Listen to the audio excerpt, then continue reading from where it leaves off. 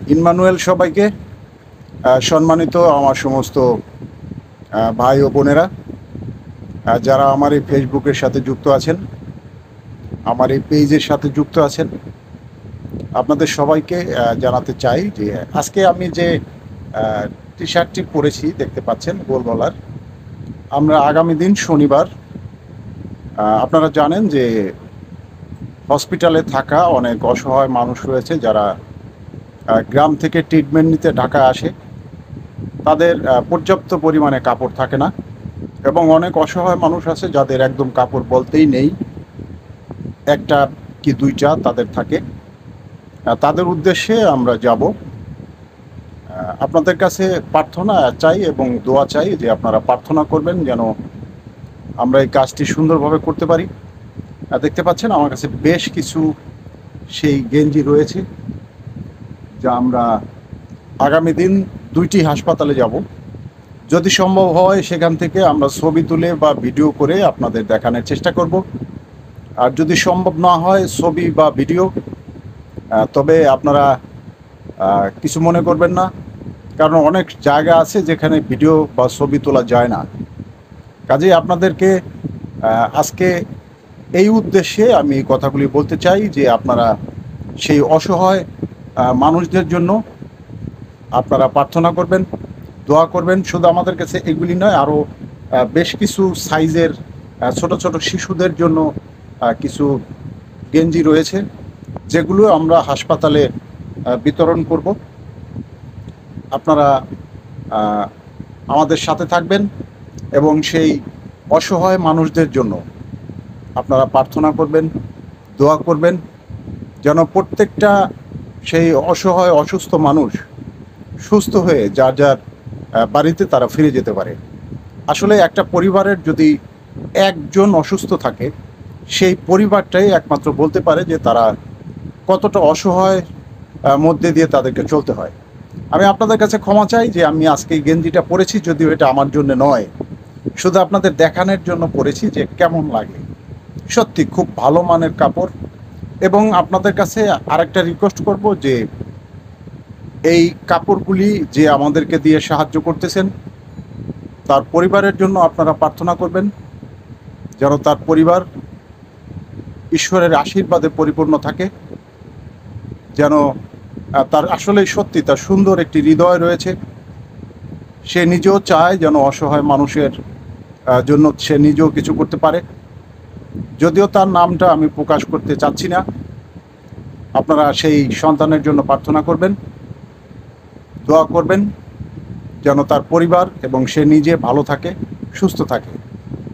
এবং পরিশেষে আমি যেটা বারবার আপনাদের কাছে রিকোয়েস্ট করতে চাই সেটা হলো হসপিটালে থাকা প্রত্যেকটা অসহায় মানুষের জন্য, অসুস্থ মানুষের জন্য আপনারা প্রার্থনা করবেন। কারণ আমরা বেশ কিছু হাসপাতালে ঘুরেছি, সেই অভিজ্ঞতা থেকে আজকে আপনাদের আমরা বলতে চাই যে অনেক পেশেন্টকে আমরা দেখেছি যে ডাক্তার যদি 3টা টেস্ট দেয়, তাদের সেই 2টা টেস্ট করার অর্থ তাদের আছে, 3টি টেস্ট তারা করতে পারে না অর্থের অভাবে। আবার দেখেছি যে ডাক্তার যে মেডিসিন লেখে সেই মেডিসিন যদি 4 আইটেম বা 5 আইটেমের হয়, সমস্ত মেডিসিন তারা কিনতে পারে না অর্থের অভাবে। কাজেই আপনাদের কাছে রিকোয়েস্ট, আপনারা সেই সন্তানদের জন্য প্রার্থনা করবেন, দোয়া করবেন যেন তারা সুস্থ হয়ে ওঠে এবং তাদের সেই অর্থনৈতিক সমস্যা যেন প্রভু দূর করে দেন।